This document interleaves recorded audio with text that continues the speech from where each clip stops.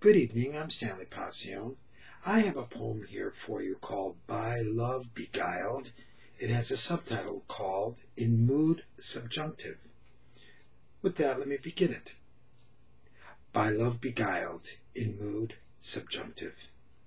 Don't get me wrong. Should I look knocked out by the light, you make a very strong performance, a singularity round whose axes my mind spins. I remember once years ago, when I landed in New York after living a year and a half in Europe, how the neon of America seemed so awesomely garish and bright. Yet when I close my eyes and picture it, all seems pale before the radiance of your face. Two people may meet for morning breakfast, look out the cafe's window at the steady rain, walk here and there along avenues of inviting storefronts, and before the day is over, fall into hopeless passion, one for the other, as though there be something in the air, perhaps some electromagnetic charge, so the occasional electricity might overwhelm us. Or Cupid steals behind fixtures of the thoroughfares. That day I spied him crouched near a mailbox when we began to walk Main Street in Point Pleasant.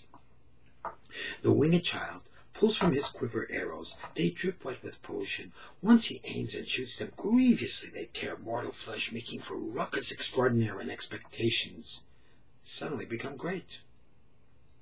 This romance presses hard upon me. It's a love I am compelled to profess. To gain your confidence, to prove my mind has not lost capacity to reason, I couch my verse in mood subjunctive, a grammar I use hoping to temper my overwrought affection and soften the immodest and elevated parlance. Were I not to employ this principle of language, one might believe that my love for you be shameless. The mood may also provide proper relief for the all too far out attitude, the conceit whose command animates my senses, that I have come to possess, been granted a gift of prophetic mantle by some great and holy higher power. Understand, I solely express my own wish and desire.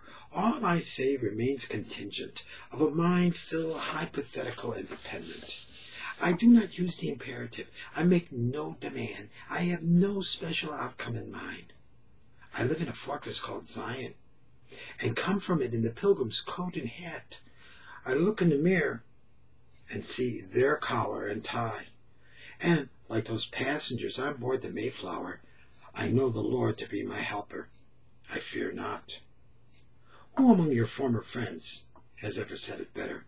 And were you to live long and hearty life, as all actuaries predict, what future friend might ever say it better?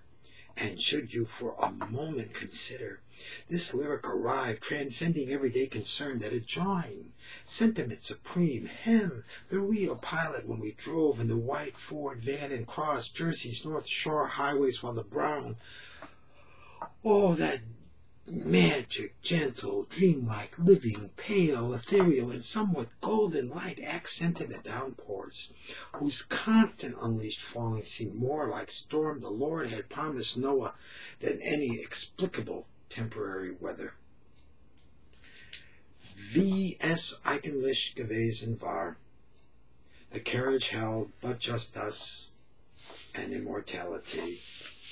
And since we first drove around together, though it is months ago, it feels shorter than the day.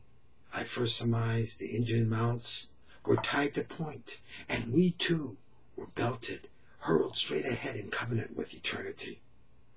Thank you very much. I'm Stanley Pacion. I hope you enjoyed that. It was a poem called By Love Beguiled, in Mood Subjunctive. Good evening.